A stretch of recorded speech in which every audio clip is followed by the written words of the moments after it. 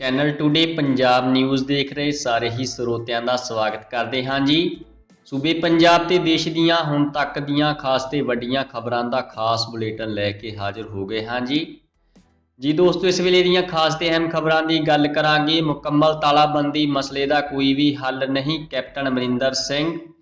ਪੰਜਾਬ ਦੇ ਮੁੱਖ ਮੰਤਰੀ ਕੈਪਟਨ ਅਮਰਿੰਦਰ ਸਿੰਘ ਨੇ ਹਾਲ ਹੀ ਘੜੀ ਪੂਰੀ ਤਾਲਾਬੰਦੀ ਦੀ ਸੰਭਾਵਨਾ ਤੋਂ ਇਨਕਾਰ ਕਰਦੇ ਹੋਏ ਸ਼ੁੱਕਰਵਾਰ ਨੂੰ ਸਭ ਤੋਂ ਵੱਧ ਕੋਵਿਡ ਪ੍ਰਭਾਵਿਤ 6 ਜ਼ਿਲ੍ਹਿਆਂ ਦੇ ਡਿਪਟੀ ਕਮਿਸ਼ਨਰਾਂ ਨੂੰ ਮਾਈਕਰੋ ਕੰਟੇਨਮੈਂਟ ਰਣਨੀਤੀ ਹੋਰ ਪੁਖਤਾ ਕਰਨ ਤੇ 100% ਦੀ ਟੈਸਟਿੰਗ ਯਕੀਨੀ ਬਣਾਉਣ ਦੇ ਹੁਕਮ ਜਾਰੀ ਕੀਤੇ ਨੇ। ਉਨ੍ਹਾਂ ਕਿਹਾ ਕਿ ਮੁਕੰਮਲ ਤਾਲਾਬੰਦੀ ਕਿਸੇ ਵੀ ਮਸਲੇ ਦਾ ਕੋਈ ਵੀ ਹੱਲ ਨਹੀਂ, ਕਿਉਂਕਿ ਇਸ ਨਾਲ ਵੱਡੀ ਪੱਧਰ ਤੇ ਪ੍ਰਵਾਸੀ ਮਜ਼ਦੂਰ ਆਪਣੇ ਸੂਬਿਆਂ ਵੱਲ ਵਹੀਰਾਂ ਘੱਤ ਦੇਣਗੇ, ਜਿੱਥੇ ਕਿ ਮੈਡੀਕਲ ਸਹੂਲਤਾਂ ਬਿਲਕੁਲ ਨਿਗੁਣੀਆਂ ਹਨ। ਉਹਨਾਂ ਨੇ ਸੰਬੰਧਿਤ ਜ਼ਿਲ੍ਹਾ ਪ੍ਰਸ਼ਾਸਨ ਨੂੰ ਨਿਰਦੇਸ਼ ਦਿੱਤੇ ਹਨ ਕਿ ਸਾਰੀਆਂ ਪਾਬੰਦੀਆਂ ਸਖਤੀ ਨਾਲ ਲਾਗੂ ਕੀਤੀਆਂ ਜਾਣ ਤੇ ਜ਼ਿਆਦਾ ਪੋਜ਼ਿਟਿਵ ਮਾਮਲਿਆਂ ਵਾਲੇ ਸਾਰੇ ਖੇਤਰਾਂ ਦੇ ਹੋਟਲਾਂ ਵਿੱਚ ਬੈਠ ਕੇ ਖਾਣ ਤੇ ਰੋਕ ਲਾਈ ਜਾਵੇ ਤੇ ਸਿਹਤ ਵਿਭਾਗ ਦੁਆਰਾ ਰੈਸਟੋਰੈਂਟ ਦੇ ਸਟਾਫ ਦੀ ਕੋਵਿਡ ਜਾਂਚ ਕੀਤੀ ਜਾਵੇ। ਉਦਯੋਗ ਜਗਤ ਨੂੰ ਹਲਕੇ ਲੱਛਣਾਂ ਵਾਲੇ ਕਾਮਿਆਂ ਦੇ ਇਲਾਜ ਲਈ ਆਪਣੇ ਖੁਦ ਦੇ ਕੋਵਿਡ ਇਲਾਜ ਕੇਂਦਰ ਸਥਾਪਿਤ ਕਰਨ ਤੇ ਆਰਜੀ ਹਸਪਤਾਲ ਤਿਆਰ ਕਰਨ ਦੀ ਅਪੀਲ ਕਰਦੇ ਹੋਏ ਮੁੱਖ ਮੰਤਰੀ ਨੇ ਕੋਵਿਡ ਵਿਰੁੱਧ ਜੰਗ ਮਿਲ ਕੇ ਲੜਨ ਤੇ ਜ਼ੋਰ ਦਿੱਤਾ। ਮੁੱਖ ਮੰਤਰੀ ਕੈਪਟਨ ਨੇ 6 ਸਭ ਤੋਂ ਵੱਧ ਪ੍ਰਭਾਵਿਤ ਜ਼ਿਲ੍ਹਿਆਂ ਲੁਧਿਆਣਾ, SAS ਨਗਰ, ਮੁਹਾਲੀ, ਜਲੰਧਰ, ਬਠਿੰਡਾ, ਪਟਿਆਲਾ ਤੇ ਅੰਮ੍ਰਿਤਸਰ ਵਿਖੇ ਕੋਵਿਡ ਸਥਿਤੀ ਦੀ ਸਮੀਖਿਆ ਸੰਬੰਧੀ ਇੱਕ ਵਰਚੁਅਲ ਮੀਟਿੰਗ ਦੀ ਪ੍ਰਧਾਨਗੀ ਕਰ ਰਹੇ ਸਨ। ਸਭ ਤੋਂ ਪ੍ਰਭਾਵਿਤ 6 ਜ਼ਿਲ੍ਹਿਆਂ ਵਿੱਚੋਂ ਮੁਹਾਲੀ ਤੇ 2 ਹੋਰ ਜ਼ਿਲ੍ਹਿਆਂ ਵਿੱਚ ਕੰਟੇਨਮੈਂਟ ਜ਼ੋਨਾਂ ਦੀ ਥੋੜ੍ਹੀ ਗਿਣਤੀ ਤੇ ਚਿੰਤਾ ਜ਼ਾਹਰ ਕਰਦੇ ਹੋਏ ਮੁੱਖ ਮੰਤਰੀ ਨੇ ਕੰਟੇਨਮੈਂਟ ਤੇ ਟੈਸਟਿੰਗ ਪ੍ਰਣਾਲੀ ਨੂੰ ਮਜ਼ਬੂਤ ਕਰਨ ਦੇ ਤੁਰੰਤ ਕਦਮ ਚੁੱਕਣ ਦੇ ਨਿਰਦੇਸ਼ ਦਿੱਤੇ ਹਨ। ਸੂਬੇ ਦੇ 14 ਜ਼ਿਲ੍ਹਿਆਂ ਵਿੱਚ ਪੋਜ਼ਿਟਿਵਿਟੀ ਦਰ 10% ਤੋਂ ਵੀ ਵੱਧ ਹੈ, ਜਦੋਂ ਕਿ 5 ਜ਼ਿਲ੍ਹਿਆਂ ਵਿੱਚ 60% ਤੋਂ ਵੱਧ ਬੈੱਡ ਭਰੇ ਹੋਏ ਹਨ। ਉਨ੍ਹਾਂ ਕਿਹਾ ਕਿ ਮੁਹਾਲੀ ਵਿਖੇ 100 ਬਿਸਤਰਿਆਂ ਵਾਲੇ ਆਰਜੀ ਹਸਪਤਾਲ ਦਾ ਢਾਂਚਾ ਸਥਾਪਿਤ ਕੀਤਾ ਜਾ ਰਿਹਾ ਹੈ, ਜਦੋਂ ਕਿ ਬਠਿੰਡਾ ਰਿਫਾਈਨਰੀ ਨੇੜੇ 250 ਬਿਸਤਰਿਆਂ ਵਾਲਾ ਆਰਜੀ ਹਸਪਤਾਲ ਬਣਾਇਆ ਜਾ ਰਿਹਾ ਹੈ, ਜਿੱਥੇ ਰਿਫਾਈਨਰੀ ਤੋਂ ਆਕਸੀਜਨ ਦੀ ਸਪਲਾਈ ਹੋਵੇਗੀ।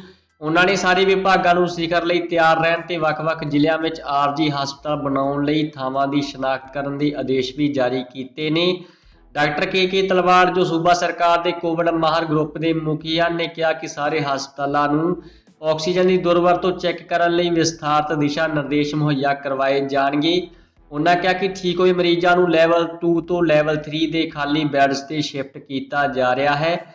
ਮੁੱਖ ਸਕੱਤਰ ਵਿਨੀ ਮਹਾਜਨ ਨੇ ਕਿਹਾ ਕਿ ਮੌਜੂਦਾ ਸਮੇਂ ਗੰਭੀਰ ਸਥਿਤੀ ਨੂੰ ਦੇਖਦੇ ਹੋਏ ਪੰਜਾਬ ਯੂਨੀਵਰਸਿਟੀ ਚੰਡੀਗੜ੍ਹ ਨੂੰ ਸਲਾਹ ਦਿੱਤੀ ਗਈ ਹੈ ਕਿ ਸੈਨੇਟ ਚੋਣਾਂ ਫਿਲਹਾਲ ਨਾ ਕਰਵਾਈਆਂ ਜਾਣ।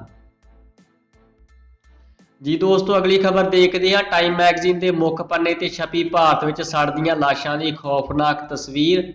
ਅਮਰੀਕਾ ਦੀ ਪ੍ਰਸਿੱਧ ਟਾਈਮ ਮੈਗਜ਼ੀਨ ਨੇ ਆਪਣੇ ਮੁੱਖ ਪੰਨੇ ਤੇ ਭਾਰਤ ਦੀ ਤਰਾਸਦੀ ਨੂੰ ਪੇਸ਼ ਕੀਤਾ ਹੈ। ਸੰਕਟ ਵਿੱਚ ਭਾਰਤ ਸਿਰਲੇਖ ਨਾਲ ਸ਼ਮਸ਼ਾਨ ਘਾਟ ਵਿੱਚ ਸੜਦੀਆਂ ਲਾਸ਼ਾਂ ਦੀ ਤਸਵੀਰ ਕਰੋਨਾ ਖੌਫ ਨੂੰ ਬਿਆਨ ਕਰਦੀ ਹੈ।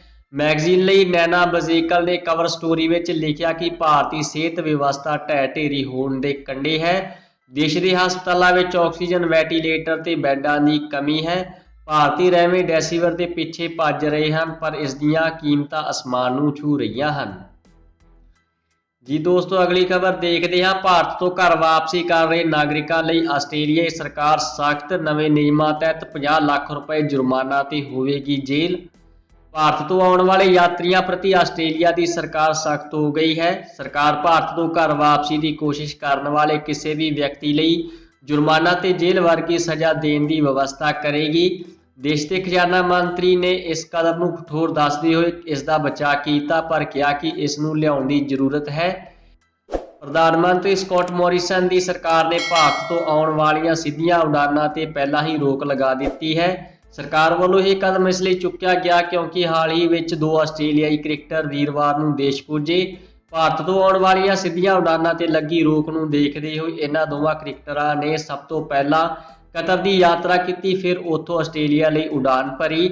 ਸਿਹਤ ਮੰਤਰੀ ਗ੍ਰੈਡ ਨੇ ਸ਼ੁੱਕਰਵਾਰ ਰਾਤ ਐਲਾਨ ਕੀਤਾ ਕਿ ਉਹ ਸਰਹੱਦ ਤੇ ਪਾਬੰਦੀਆਂ ਨੂੰ ਸਖਤ ਕਰ ਰਹੇ ਹਨ। ਉਨ੍ਹਾਂ ਕਿਹਾ ਕਿ ਜੋ ਕੋਈ ਵੀ ਇਸ ਨਿਯਮ ਨੂੰ ਤੋੜਨ ਦਾ ਯਤਨ ਕਰੇਗਾ, ਉਸ ਤੇ $66,600 ਯਾਨੀ ਕਿ 50 ਲੱਖ ਰੁਪਏ ਦਾ ਜੁਰਮਾਨਾ ਲਗਾਇਆ ਜਾਵੇਗਾ, ਜਾਂ 5 ਸਾਲ ਜੇਲ੍ਹ ਦੀ ਸਜ਼ਾ ਵੀ ਹੋ ਸਕਦੀ ਹੈ, ਜਾਂ ਫਿਰ ਇਹ ਦੋਵੇਂ ਚੀਜ਼ਾਂ ਹੀ ਉਸ ਨੂੰ ਭੁਗਤਣੀਆਂ ਪੈ ਸਕਦੀਆਂ ਹਨ। ਜੀ ਦੋਸਤੋ, ਅਗਲੀ ਖਬਰ ਦੇਖਦੇ ਹਾਂ। ਕਰੋਨਾ ਸੰਕਟ ਦੇ ਦੌਰਾਨ 6.5 ਕਰੋੜ ਨੌਕਰੀ ਪੇਸ਼ਾ ਲੋਕਾਂ ਲਈ ਵੱਡੀ ਖਬਰ। ਕਿਰਤ ਮੰਤਰਾਲੇ ਨੇ EPFO ਚ employees deposit linked insurance scheme 1976 ਤਹਿਤ ਵੱਧ ਤੋਂ ਵੱਧ ਬੀਮਾ ਰਕਮ ਵਧਾ ਕੇ 7 ਲੱਖ ਰੁਪਏ ਕਰ ਦਿੱਤੀ ਹੈ, ਜੋ ਹੁਣ ਤੱਕ 6 ਲੱਖ ਰੁਪਏ ਸੀ। ਕਰਮਚਾਰੀ ਭਵਿੱਖ ਨਿਧੀ ਸੰਗਠਨ ਦੇ ਟਰਸਟੀ ਬੋਰਡ ਨੇ ਕਿਰਤੀ ਮੰਤਰੀ ਸੰਤੋਸ਼ ਗੰਗਵਾਰ ਦੀ ਨੁਮਾਇੰਦਗੀ ਵਿੱਚ ਪਿਛਲੇ ਸਾਲ 9 ਸਤੰਬਰ ਨੂੰ ਲਿਮਟ 7 ਲੱਖ ਤੱਕ ਵਧਾਉਣ ਦਾ ਫੈਸਲਾ ਕੀਤਾ ਸੀ। ਯੋਜਨਾ ਦੇ ਤਹਿਤ ਘੱਟ ਤੋਂ ਘੱਟ ਬੀਮਾ ਰਕਮ 2.5 ਲੱਖ ਰੁਪਏ ਰੱਖੀ ਗਈ ਹੈ, ਜਿਸ ਨੂੰ 14 ਫਰਵਰੀ 2020 ਤੋਂ ਬਾਅਦ ਵੀ ਜਾਰੀ ਰੱਖਣ ਦਾ ਫੈਸਲਾ ਕੀਤਾ ਗਿਆ। ਕਿਰਤ ਸਕੱਤਰ ਅਪੂਰਵ ਚੰਦਰਾ ਨੇ ਕਿਹਾ ਕਿ 7 ਲੱਖ ਰੁਪਏ ਦੀ ਇਹ ਵੱਧ ਤੋਂ ਵੱਧ ਲਿਮਟ ਨੋਟੀਫਿਕੇਸ਼ਨ ਜਾਰੀ ਹੋਣ ਤੋਂ ਬਾਅਦ ਉਸੇ ਦਿਨ ਤੋਂ ਲਾਗੂ ਹੋ ਜਾਵੇਗੀ। ਘੱਟ ਤੋਂ ਘੱਟ 2.5 ਲੱਖ ਰੁਪਏ ਦੀ ਸਮਾਂ ਸੀਮਾ 14 ਫਰਵਰੀ 2020 ਨੂੰ ਖਤਮ ਹੋ ਗਈ ਸੀ ਤੇ ਇਸ ਨੂੰ ਅਗਲੇ ਦਿਨ ਯਾਨੀ ਕਿ 15 ਫਰਵਰੀ ਤੋਂ ਲਾਗੂ ਮੰਨਿਆ ਜਾਵੇਗਾ। ਬੋਰਡ ਨੇ ਪਿਛਲੇ ਸਾਲ ਮਾਰਚ ਦੀ ਬੈਠਕ ਵਿੱਚ ਫੈਸਲਾ ਕੀਤਾ ਸੀ ਕਿ ਜੇਕਰ ਮੁਲਾਜ਼ਮ ਨੇ ਮੌਤ ਦੇ ਮਹੀਨੇ ਤੋਂ ਪਹਿਲਾਂ 12 ਮਹੀਨੇ ਤੱਕ ਦੀ ਮਿਆਦ ਵਿੱਚ ਇੱਕ ਤੋਂ ਜ਼ਿਆਦਾ ਕੰਪਨੀਆਂ ਵਿੱਚ ਕੰਮ ਕੀਤਾ ਹੈ, ਫਿਰ ਵੀ ਉਸ ਦੇ ਪਰਿਵਾਰ ਨੂੰ EDLI ਦਾ ਲਾਭ ਮਿਲਦਾ ਰਹੇਗਾ। ਜੀ ਦੋਸਤੋ, ਅਗਲੀ ਖਬਰ ਦੇਖਦੇ ਹਾਂ। ਕਰੋਨਾ ਵਾਇਰਸ ਨੂੰ ਲੈ ਕੇ ਮਈ ਦੇ ਪਹਿਲੇ ਦਿਨ ਟੁੱਟਿਆ ਰਿਕਾਰਡ। ਸਿਰਫ 10 ਦਿਨਾਂ ਵਿੱਚ 3 ਤੋਂ 4 ਲੱਖ ਦੇ ਪਾਰ ਹੋਏ ਨਵੇਂ ਮਾਮਲੇ। ਦੇਸ਼ ਵਿੱਚ ਕਰੋਨਾ ਦੀ ਦੂਸਰੀ ਲਹਿਰ ਦਾ ਕਹਿਰ ਵਧਦਾ ਹੀ ਜਾ ਰਿਹਾ ਹੈ। ਪਿਛਲੇ ਸਾਲ ਕੁਝ ਦਿਨਾਂ ਤੋਂ ਇਨਫੈਕਸ਼ਨ ਦੇ ਨਵੇਂ ਮਾਮਲਿਆਂ ਦੀ ਗਿਣਤੀ ਲਗਾਤਾਰ 3.5 ਲੱਖ ਤੋਂ ਉੱਪਰ ਬਰਕਰਾਰ ਹੈ। ਅੱਜ ਮਈ ਮਹੀਨੇ ਦੇ ਪਹਿਲੇ ਦਿਨ ਹੀ ਕਰੋਨਾ ਕੇਸਾਂ ਦਾ ਅੰਕੜਾ 4 ਲੱਖ ਤੋਂ ਪਾਰ ਚਲਾ ਗਿਆ। ਸ਼ਨੀਚਰਵਾਰ ਸਵੇਰ ਸਿਹਤ ਵਿਭਾਗ ਵੱਲੋਂ ਜਾਰੀ ਅੰਕੜਿਆਂ ਦੇ ਮੁਤਾਬਕ ਦੇਸ਼ ਭਰ ਵਿੱਚ ਪਿਛਲੇ 24 ਘੰਟਿਆਂ ਵਿੱਚ 4,01,993 ਨਵੇਂ ਕੇਸ ਦਰਜ ਕੀਤੇ ਗਏ ਹਨ ਤੇ ਇਸ ਤੋਂ ਇਲਾਵਾ 3523 ਲੋਕਾਂ ਦੀ ਮੌਤ ਵੀ ਦਰਜ ਕੀਤੀ ਗਈ। ਇਸ ਦੇ ਨਾਲ ਹੀ ਕੋਵਿਡ ਇਨਫੈਕਸ਼ਨ ਦੇ ਦੇਸ਼ ਵਿੱਚ ਕੁੱਲ ਮਾਮਲੇ 1,91,64,969 ਹੋ ਗਏ ਹਨ, ਜਿਨ੍ਹਾਂ ਵਿੱਚੋਂ ਹੁਣ ਤੱਕ 2,11,853 ਲੋਕਾਂ ਦੀ ਮੌਤ ਹੋ ਚੁੱਕੀ ਹੈ। ਉੱਥੇ ਹੀ ਕਰੋਨਾ ਇਨਫੈਕਸ਼ਨ ਤੋਂ ਦੇਸ਼ ਵਿੱਚ ਹੁਣ ਤੱਕ 1,56,84,400 ਲੋਕ ਠੀਕ ਵੀ ਹੋ ਚੁੱਕੇ ਨੇ। ਜੀ ਦੋਸਤੋ, ਅਗਲੀ ਖਬਰ ਦੇਖਦੇ ਹਾਂ। ਗੁਜਰਾਤ ਵਿੱਚ ਵੱਡਾ ਹਾਦਸਾ, ਹਸਪਤਾਲ ਦੇ ਕੋਵਿਡ ਵਾਰਡ ਵਿੱਚ ਲੱਗੀ ਅੱਗ। ਗੁਜਰਾਤ ਦੇ ਭਰੂਚ ਜ਼ਿਲ੍ਹੇ ਵਿੱਚ ਪਟੇਲ ਹਸਪਤਾਲ ਦੇ ਕੋਵਿਡ ਵਾਰਡ ਵਿੱਚ ਸ਼ੁੱਕਰਵਾਰ ਰਾਤ ਜ਼ਬਰਦਸਤ ਭਿਆਨਕ ਅੱਗ ਲੱਗ ਗਈ, ਜਿਸ ਕਾਰਨ 16 ਲੋਕਾਂ ਦੀ ਮੌਤ ਹੋਣ ਦੀ ਖਬਰ ਸਾਹਮਣੇ ਆਈ ਹੈ। ਇਹਨਾਂ ਵਿੱਚ 14 ਮਰੀਜ਼ ਤੇ 2 ਸਟਾਫ ਮੈਂਬਰ ਸ਼ਾਮਲ ਹਨ। ਇਸ ਬਾਰੇ ਜਾਣਕਾਰੀ ਦਿੰਦਿਆਂ ਭਰੂਚ ਵਿੱਚ ਕੋਵਿਡ ਦੇਖਭਾਲ ਕੇਂਦਰ ਦੇ ਟਰਸਟੀ ਜ਼ੁਬੇਰ ਪਟੇਲ ਨੇ ਦੱਸਿਆ ਕਿ ਇਹ ਨਾ ਸਿਰਫ ਸਾਡੇ ਲਈ ਬਲਕਿ ਪੂਰੇ ਭਰੂਚ ਲਈ ਇੱਕ ਮੰਦਭਾਗੀ ਘਟਨਾ ਹੈ। ਪੁਲਿਸ ਦੇ ਲੋਕਾਂ ਦੀ ਮਦਦ ਨਾਲ ਅਸੀਂ ਰੋਗੀਆਂ ਨੂੰ ਹੋਰ ਹਸਪਤਾਲ ਵਿੱਚ ਸ਼ਿਫਟ ਕਰ ਰਹੇ ਹਾਂ। ਘਟਨਾ ਵਿੱਚ 14 ਮਰੀਜ਼ ਤੇ 2 ਸਟਾਫ ਨਰਸਾਂ ਦੀ ਜਾਨ ਚਲੀ ਗਈ। ਗੁਜਰਾਤ ਦੇ ਮੁੱਖ ਮੰਤਰੀ ਵਿਜੇ ਰੂਪਾਨੀ ਨੇ ਹਾਦਸੇ ਵਿੱਚ ਮਾਰੇ ਗਏ ਲੋਕਾਂ ਦੇ ਪੀੜਤ ਪਰਿਵਾਰਾਂ ਨਾਲ ਹਮਦਰਦੀ ਪ੍ਰਗਟਾਈ ਤੇ 4-4 ਲੱਖ ਰੁਪਏ ਦੇਣ ਦਾ ਐਲਾਨ ਵੀ ਕੀਤਾ। ਮੰਨਿਆ ਜਾ ਰਿਹਾ ਹੈ ਕਿ ਇਹ ਅੱਗ ਸ਼ਾਰਟ ਸਰਕਟ ਕਾਰਨ ਲੱਗੀ ਹੈ। ਦੱਸਿਆ ਗਿਆ ਹੈ ਕਿ ਜਿਸ ਜਗ੍ਹਾ ਅੱਗ ਲੱਗੀ ਉੱਥੇ ਹੀ ICU ਵਾਰਡ ਸੀ। ਅੱਗ ਤੇਜ਼ੀ ਨਾਲ ਫੈਲੀ, ਜਿਸ ਕਾਰਨ ਮਰੀਜ਼ਾਂ ਨੂੰ ਬਾਹਰ ਕੱਢਣ ਦਾ ਬਹੁਤ ਘੱਟ ਸਮਾਂ ਮਿਲਿਆ। ਜਦੋਂ ਤੱਕ ਮਰੀਜ਼ਾਂ ਨੂੰ ਬਾਹਰ ਕੱਢਿਆ ਗਿਆ, ਕਾਫੀ ਮਰੀਜ਼ ਅੱਗ ਦੀਆਂ ਲਪਟਾਂ ਵਿੱਚ ਘਿਰ ਚੁੱਕੇ ਸਨ। PM ਨਰਿੰਦਰ ਮੋਦੀ ਨੇ ਟਵੀਟ ਕਰਕੇ ਲਿਖਿਆ ਕਿ ਭਰੂਚ ਦੇ ਇੱਕ ਹਸਪਤਾਲ ਵਿੱਚ ਅੱਗ ਲੱਗਣ ਨਾਲ ਜਾਨ ਮਾਲ ਦੇ ਨੁਕਸਾਨ ਤੋਂ ਦੁਖੀ ਹਾਂ। ਸੋਗਮਈ ਪਰਿਵਾਰਾਂ ਦੇ ਪ੍ਰਤੀ ਹਮਦਰਦੀ ਪ੍ਰਗਟ ਕਰਦਾ ਹਾਂ। ਗ੍ਰਹਿ ਮੰਤਰੀ ਅਮਿਤ ਸ਼ਾਹ ਨੇ ਵੀ ਇਸ ਘਟਨਾ ਤੇ ਆਪਣੀ ਸੰਵੇਦਨਾ ਪ੍ਰਗਟ ਕੀਤੀ ਹੈ। ਜੀ ਦੋਸਤੋ, ਅਗਲੀ ਖਬਰ ਦੇਖਦੇ ਹਾਂ। ਸੀਨੀਅਰ ਪੱਤਰਕਾਰ SK ਵਿਆਸ ਦੀ ਕਰੋਨਾ ਦੇ ਕਾਰਨ ਹੋਈ ਮੌਤ। ਸੀਨੀਅਰ ਪੱਤਰਕਾਰ SK ਵਿਆਸ ਦੀ ਅੱਜ ਕਰੋਨਾ ਦੇ ਕਾਰਨ ਮੌਤ ਹੋ ਗਈ। ਉਹ ਕੁਝ ਦਿਨ ਪਹਿਲਾਂ ਹੀ ਕਰੋਨਾ ਦੀ ਲਪੇਟ ਵਿੱਚ ਆਏ ਸਨ, ਜਿਸ ਤੋਂ ਬਾਅਦ ਉਹਨਾਂ ਨੂੰ ਇੱਕ ਨਿੱਜੀ ਹਸਪਤਾਲ ਵਿੱਚ ਦਾਖਲ ਕਰਵਾਇਆ ਗਿਆ ਸੀ, ਜਿੱਥੇ ICU ਵਿੱਚ ਇਲਾਜ ਅਧੀਨ ਰਹਿਣ ਤੋਂ ਬਾਅਦ ਉਹਨਾਂ ਨੂੰ ਵਾਰਡ ਵਿੱਚ ਭੇਜ ਦਿੱਤਾ ਗਿਆ, ਜਿੱਥੇ ਉਹਨਾਂ ਦਾ ਅੱਜ ਦੇਹਾਂਤ ਹੋ ਗਿਆ। SK ਵਿਆਸ ਕਾਫੀ ਅਰਸੇ ਤੱਕ ਹਰਿਆਣਾ ਤੋਂ ਟ੍ਰਿਬਿਊਨ ਦੇ ਪੱਤਰਕਾਰ ਰਹੇ ਸਨ ਤੇ ਹੁਣ ਜਲੰਧਰ ਵਿਖੇ ਰਹਿ ਕੇ ਬਾਬੂਸ਼ਾਹੀ ਲਈ ਪੱਤਰਕਾਰੀ ਕਰ ਰਹੇ ਸਨ। ਉਹ ਆਪਣੇ ਪਿੱਛੇ ਪਤਨੀ ਤੇ 2 ਪੁੱਤਰ ਛੱਡ ਗਏ ਨੇ। SK ਵਿਆਸ ਦੇ ਅਕਾਲ ਚਲਾਣੇ ਤੇ ਯੂਨਾਈਟਿਡ ਮੀਡੀਆ ਕਲੱਬ ਦੇ ਪ੍ਰਧਾਨ ਸੁਕਰਾਤ ਸਫਰੀ ਤੇ ਹੋਰਨਾਂ ਅਹੁਦੇਦਾਰਾਂ ਨੇ ਪਰਿਵਾਰ ਨਾਲ ਦੁੱਖ ਵੀ ਸਾਂਝਾ ਕੀਤਾ ਹੈ। ਕਰੋਨਾ ਦੇ ਕਾਰਨ ਬਾਡੀ ਬਿਲਡਰ ਜਗਦੀਸ਼ ਲਾਡ ਦਾ ਹੋਇਆ ਦੇਹਾਂਤ। ਅੰਤਰਰਾਸ਼ਟਰੀ ਬਾਡੀ ਬਿਲਡਰ ਤੇ ਮਿਸਟਰ ਇੰਡੀਆ ਰਹੇ ਜਗਦੀਸ਼ ਲਾਡ ਦਾ ਸ਼ੁੱਕਰਵਾਰ ਨੂੰ ਵਡੋਦਰਾ ਵਿੱਚ ਕਰੋਨਾ ਵਾਇਰਸ ਦੇ ਕਾਰਨ ਦੇਹਾਂਤ ਹੋ ਗਿਆ। ਜਗਦੀਸ਼ ਸਿਰਫ 34 ਸਾਲਾਂ ਦੇ ਸਨ ਤੇ ਉਹਨਾਂ ਦੀ ਇੱਕ ਧੀ ਸੀ। ਕਰੋਨਾ ਨਾਲ ਪੀੜਤ ਹੋਣ ਤੋਂ ਬਾਅਦ ਜਗਦੀਸ਼ ਨੂੰ 4 ਦਿਨਾਂ ਤੱਕ ਆਕਸੀਜਨ ਤੇ ਰੱਖਿਆ ਗਿਆ ਸੀ, ਪਰ ਉਹ ਕਰੋਨਾ ਨੂੰ ਮਾਤ ਨਹੀਂ ਦੇ ਸਕੇ। ਜਗਦੀਸ਼ 90 ਕਿਲੋਗ੍ਰਾਮ ਭਾਰ ਵਰਗ ਵਿੱਚ ਹਿੱਸਾ ਲੈਂਦੇ ਸਨ। ਉਹਨਾਂ ਨੇ ਲਗਭਗ 15 ਸਾਲ ਤੱਕ ਇੱਕ ਪੇਸ਼ੇਵਰ ਖਿਡਾਰੀ ਦੇ ਰੂਪ ਵਿੱਚ ਆਪਣਾ ਕੈਰੀਅਰ ਬਣਾਇਆ ਸੀ। ਉਹਨਾਂ ਨੇ ਵਿਸ਼ਵ ਚੈਂਪੀਅਨਸ਼ਿਪ ਵਿੱਚ ਸਿਲਵਰ ਮੈਡਲ ਤੇ ਮਿਸਟਰ ਇੰਡੀਆ ਵਿੱਚ ਗੋਲਡ ਮੈਡਲ ਜਿੱਤਿਆ ਸੀ। ਉਹਨਾਂ ਨੇ ਕਈ ਰਾਸ਼ਟਰੀ ਤੇ ਅੰਤਰਰਾਸ਼ਟਰੀ ਚੈਂਪੀਅਨਸ਼ਿਪਾਂ ਵਿੱਚ ਮਹਾਰਾਸ਼ਟਰ ਤੇ ਭਾਰਤ ਦੀ ਨੁਮਾਇੰਦਗੀ ਕੀਤੀ ਸੀ।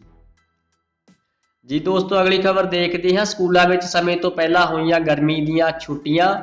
ਕਰੋਨਾ ਦੇ ਵੱਧਦੇ ਮਾਮਲਿਆਂ ਨੂੰ ਦੇਖਦੇ ਹੋਏ ਕੇਂਦਰੀ ਵਿਦਿਆਲਾ ਸਮੇਤ ਦੇਸ਼ ਦੇ ਜ਼ਿਆਦਾਤਰ ਸਕੂਲਾਂ ਵਿੱਚ ਇਸ ਵਾਰ ਤੈਅ ਸਮੇਂ ਤੋਂ ਪਹਿਲਾਂ ਹੀ ਗਰਮੀ ਦੀਆਂ ਛੁੱਟੀਆਂ ਦਾ ਐਲਾਨ ਹੋਣਾ ਸ਼ੁਰੂ ਹੋ ਗਿਆ ਹੈ। ਹਾਲਾਂਕਿ ਫਿਜ਼ੀਕਲ ਤੌਰ ਤੇ ਇਨਫੈਕਸ਼ਨ ਦੇ ਖਤਰੇ ਨੂੰ ਦੇਖਦੇ ਹੋਏ ਇਹ ਸਕੂਲ ਪਹਿਲਾਂ ਹੀ ਬੰਦ ਕਰ ਦਿੱਤੇ ਗਏ ਨੇ, ਪਰ ਆਨਲਾਈਨ ਪੜ੍ਹਾਈ ਜਾਰੀ ਰੱਖੀ ਗਈ ਸੀ, ਜਿਸ ਲਈ ਅਧਿਆਪਕਾਂ ਨੂੰ ਹਰ ਦਿਨ ਸਕੂਲ ਆਉਣਾ ਪੈਂਦਾ ਸੀ। ਫਿਲਹਾਲ ਸਕੂਲਾਂ 'ਚ ਹਰ ਸਾਲ ਗਰਮੀ ਦੀਆਂ ਛੁੱਟੀਆਂ 15 ਮਈ ਤੋਂ ਬਾਅਦ ਸ਼ੁਰੂ ਹੁੰਦੀਆਂ ਸਨ, ਪਰ ਹਾਲਾਤ ਦੇ ਮੱਦੇਨਜ਼ਰ ਇਸ ਵਾਰ ਪਹਿਲਾਂ ਹੀ ਐਲਾਨ ਕੀਤਾ ਜਾ ਰਿਹਾ ਹੈ। ਇਸ ਦੌਰਾਨ ਸਕੂਲਾਂ ਦੇ ਸਭ ਤੋਂ ਵੱਡੇ ਸੰਗਠਨ ਕੇਂਦਰੀ ਵਿਦਿਆਲਾ ਸੰਗਠਨ ਯਾਨੀ ਕਿ KVS ਨੇ ਦੇਸ਼ ਭਰ ਵਿੱਚ ਆਪਣੇ ਸਕੂਲਾਂ ਵਿੱਚ 3 ਮਈ ਤੋਂ ਗਰਮੀ ਦੀਆਂ ਛੁੱਟੀਆਂ ਦਾ ਐਲਾਨ ਕਰ ਦਿੱਤਾ ਹੈ। ਸੰਗਠਨ ਦਾ ਇਹ ਫੈਸਲਾ ਕਰੋਨਾ ਕਾਲ 'ਚ ਵਿਦਿਆਰਥੀਆਂ ਤੇ ਅਧਿਆਪਕਾਂ ਨੂੰ ਤਣਾਅ ਤੋਂ ਰਾਹਤ ਦੇਣ ਲਈ ਕੀਤਾ ਗਿਆ। ਹੁਣ ਇਹ ਸਕੂਲ 21 ਜੂਨ ਤੋਂ ਬਾਅਦ ਹੀ ਖੋਲ੍ਹੇ ਜਾਣਗੇ। ਜੀ ਦੋਸਤੋ, ਅੱਗੇ ਦੇਖਦੇ ਹਾਂ ਪੰਜਾਬ ਵਿੱਚ ਕਰੋਨਾ ਵਾਇਰਸ ਦਾ ਪ੍ਰਕੋਪ ਜਾਰੀ। ਸ਼ੁੱਕਰਵਾਰ ਨੂੰ ਕਰੋਨਾ ਦੇ ਨਾਲ ਪੰਜਾਬ ਵਿੱਚ ਹੋਈਆਂ 114 ਮੌਤਾਂ। ਕਰੋਨਾ ਮਹਾਮਾਰੀ ਦਾ ਪ੍ਰਕੋਪ ਸ਼ੁੱਕਰਵਾਰ ਨੂੰ ਵੀ ਪੰਜਾਬ ਵਿੱਚ ਲਗਾਤਾਰ ਜਾਰੀ ਹੈ। ਕਰੋਨਾ ਨੇ 114 ਮਰੀਜ਼ਾਂ ਦੀ ਜਾਨ ਲੈ ਲਈ ਤੇ 6132 ਲੋਕਾਂ ਨੂੰ ਆਪਣਾ ਨਿਸ਼ਾਨਾ ਬਣਾਇਆ। ਇਸ ਦੇ ਨਾਲ ਹੀ ਪੰਜਾਬ ਵਿੱਚ ਕਰੋਨਾ ਨਾਲ ਹੋਣ ਵਾਲੀਆਂ ਮੌਤਾਂ ਦਾ ਅੰਕੜਾ 9022 ਤੱਕ ਪਹੁੰਚ ਚੁੱਕਾ ਹੈ ਤੇ ਪੋਜ਼ਿਟਿਵ ਮਰੀਜ਼ਾਂ ਦੀ ਕੁੱਲ ਗਿਣਤੀ 3,70,973 ਤੱਕ ਪਹੁੰਚ ਚੁੱਕੀ ਹੈ। ਉਧਰ 5106 ਮਰੀਜ਼ਾਂ ਨੇ ਕਰੋਨਾ ਨੂੰ ਮਾਤ ਵੀ ਦੇ ਦਿੱਤੀ। ਸੂਬੇ ਅੰਦਰ ਹੁਣ ਤੱਕ 3,06,153 ਲੋਕ ਠੀਕ ਹੋ ਕੇ ਘਰ ਵੀ ਪਰਤ ਚੁੱਕੇ ਹਨ। ਸਿਹਤ ਵਿਭਾਗ ਵੱਲੋਂ ਜਾਰੀ ਕਰੋਨਾ ਬੁਲੇਟਿਨ ਦੇ ਅਨੁਸਾਰ ਸ਼ੁੱਕਰਵਾਰ ਨੂੰ ਪੰਜਾਬ ਅੰਦਰ 114 ਮਰੀਜ਼ਾਂ ਦੀ ਮੌਤ ਹੋਈ ਤੇ 6132 ਲੋਕਾਂ ਨੂੰ ਕਰੋਨਾ ਹੋਣ ਦੀ ਪੁਸ਼ਟੀ ਕੀਤੀ ਗਈ ਹੈ। ਸ਼ੁੱਕਰਵਾਰ ਨੂੰ ਸਭ ਤੋਂ ਵੱਧ ਮੌਤਾਂ ਲੁਧਿਆਣਾ ਜ਼ਿਲ੍ਹੇ ਵਿੱਚ ਹੋਈਆਂ, ਜਿੱਥੇ 20 ਮਰੀਜ਼ਾਂ ਦੀ ਮੌਤ ਹੋਈ। ਇਸ ਤੋਂ ਇਲਾਵਾ ਅੰਮ੍ਰਿਤਸਰ ਵਿੱਚ 17, ਪਟਿਆਲਾ ਵਿੱਚ 12, SAS ਨਗਰ ਵਿੱਚ 8 ਮੌਤਾਂ ਹੋਈਆਂ ਹਨ।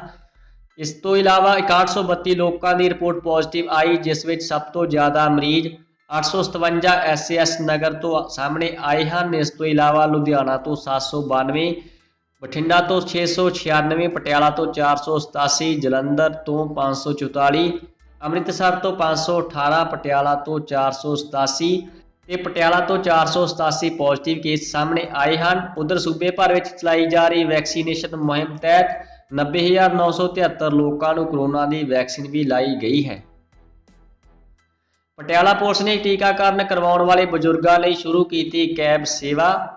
ਸ੍ਰੀ ਗੁਰੂ ਤੇਗ ਬਹਾਦਰ ਸਾਹਿਬ ਦੇ 400ਵੇਂ ਜਨਮ ਦਿਵਸ ਨੂੰ ਸਮਰਪਿਤ ਪਟਿਆਲਾ ਪੁਲਿਸ ਸੀਨੀਅਰ ਸਿਟੀਜ਼ਨ ਦੇ ਟੀਕਾਕਰਨ ਦੇ ਉਦੇਸ਼ ਨਾਲ ਮੁਫਤ ਕੈਬ ਸੇਵਾ ਸ਼ੁਰੂ ਕਰਨ ਜਾ ਰਹੀ ਹੈ। ਸੀਨੀਅਰ ਸਿਟੀਜ਼ਨ ਵਿੱਚ ਕੋਈ ਵੀ ਆਮ ਨਾਗਰਿਕ, ਸੇਵਾ ਮੁਕਤ ਪੁਲਿਸ ਅਧਿਕਾਰੀ ਜਿਨ੍ਹਾਂ ਦੀ ਉਮਰ 60 ਸਾਲ ਤੋਂ ਵੱਧ ਹੈ, ਅਪਾਹਜ ਹੈ ਤੇ ਹੋਰਾਂ ਤੋਂ ਨਿਰਭਰ ਲੋਕ ਸ਼ਾਮਲ ਹਨ ਜੋ ਟੀਕਾਕਰਨ ਕਰਵਾਉਣ ਵਿੱਚ ਸਮਰੱਥ ਹੋਣਗੇ। ਟੀਕਾਕਰਨ ਦੀ ਮਿਤੀ ਤੋਂ 2 ਮਹੀਨਿਆਂ ਦੀ ਮਿਆਦ ਦੇ ਅੰਦਰ ਕੋਈ ਵੀ ਸੀਨੀਅਰ ਸਿਟੀਜ਼ਨ ਕੋਵਿਡ ਨਾਲ ਪੀੜਤ ਨਹੀਂ ਹੋਣਾ ਚਾਹੀਦਾ।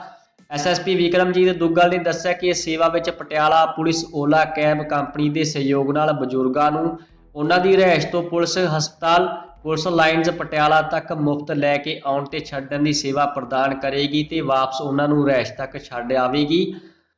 ਸ਼ੁਰੂ ਵਿੱਚ ਸੀਨੀਅਰ ਸਿਟੀਜ਼ਨ ਜੋ ਕਿ ਪਟਿਆਲਾ ਸ਼ਹਿਰ ਖੇਤਰ ਵਿੱਚ ਰਹਿੰਦੇ ਹਨ ਉਹਨਾਂ ਨੂੰ ਕਵਰ ਕੀਤਾ ਜਾਵੇਗਾ ਤੇ ਬਾਅਦ ਵਿੱਚ ਇਸ ਸੇਵਾ ਨੂੰ ਜ਼ਿਲ੍ਹਾ ਪਟਿਆਲਾ ਦੀਆਂ ਹੋਰ ਸਬ ਡਿਵੀਜ਼ਨਾਂ ਵਿੱਚ ਵੀ ਵਧਾਇਆ ਜਾਵੇਗਾ।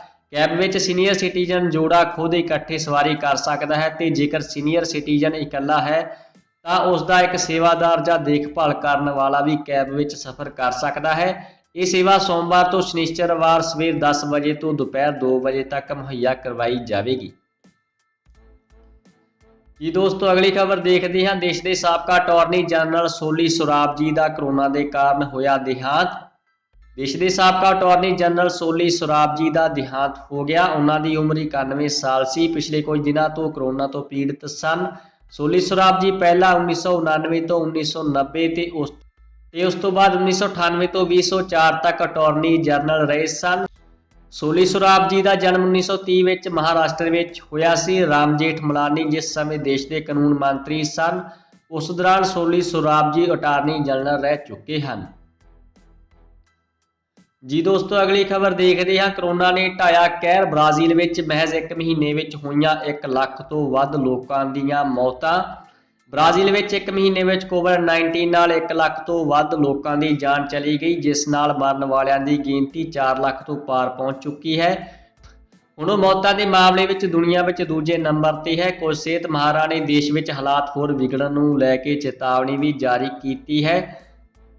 ਬ੍ਰਾਜ਼ੀਲ ਵਿੱਚ ਇਸ ਆਲਮੀ ਮਹਾਮਾਰੀ ਨਾਲ ਅਪ੍ਰੈਲ ਵਿੱਚ ਸਭ ਤੋਂ ਵੱਧ ਮੌਤਾਂ ਹੋਈਆਂ ਹਨ। ਦੇਸ਼ ਦੇ ਸਿਹਤ ਮੰਤਰਾਲੇ ਨੇ ਦੱਸਿਆ ਕਿ ਇਸ ਮਹੀਨੇ ਦੇ ਪਹਿਲੇ 2 ਦਿਨਾਂ ਵਿੱਚ 4000 ਤੋਂ ਵੱਧ ਲੋਕਾਂ ਦੀ ਮੌਤ ਹੋਈ। ਪਿਛਲੇ 2 ਹਫ਼ਤਿਆਂ ਵਿੱਚ ਰੋਜ਼ਾਨਾ ਕਰੀਬ 2400 ਲੋਕਾਂ ਦੀ ਮੌਤ ਹੋਈ ਤੇ ਸਿਹਤ ਮੰਤਰਾਲੇ ਨੇ ਵੀਰਵਾਰ ਨੂੰ 3001 ਹੋਰ ਲੋਕਾਂ ਦੇ ਮਰਨ ਦੀ ਜਾਣਕਾਰੀ ਦਿੱਤੀ, ਜਿਸ ਨਾਲ ਦੇਸ਼ ਵਿੱਚ ਮ੍ਰਿਤਕਾਂ ਦੀ ਗਿਣਤੀ 4,11,86 ਤੇ ਪਹੁੰਚ ਗਈ। ਸਥਾਨਕ ਸਿਹਤ ਮਾਹਰਾਂ ਨੇ ਲਾਗ ਦੇ ਮਾਮਲੇ ਤੇ ਮੌਤਾਂ ਦੀ ਗਿਣਤੀ ਘਟਣ ਤੇ ਥੋੜਾ ਸੁੱਖ ਦਾ ਸਾਹ ਲਿਆ, ਪਰ ਉਹਨਾਂ ਨੂੰ ਬਿਮਾਰੀ ਦੀ ਇੱਕ ਹੋਰ ਲਹਿਰ ਆਉਣ ਦਾ ਖਦਸ਼ਾ ਹੈ, ਜਿਵੇਂ ਕਿ ਕੁਝ ਯੂਰਪੀ ਦੇਸ਼ਾਂ ਵਿੱਚ ਦੇਖਿਆ ਜਾ ਰਿਹਾ ਹੈ। ਜੀ ਦੋਸਤੋ, ਸੂਬੇ ਪੰਜਾਬ ਤੇ ਦੇਸ਼ ਦੀਆਂ ਹੋਰ ਖਬਰਾਂ ਦੀ ਜਾਣਕਾਰੀ ਦੇ ਲਈ ਚੈਨਲ ਨੂੰ ਸਬਸਕ੍ਰਾਈਬ ਜ਼ਰੂਰ ਕਰ ਲਓ ਜੀ। ਸਾਡੇ ਨਾਲ ਬਣੇ ਰਹਿਣ ਤੇ ਤੁਹਾਡਾ ਬਹੁਤ ਬਹੁਤ ਧੰਨਵਾਦ।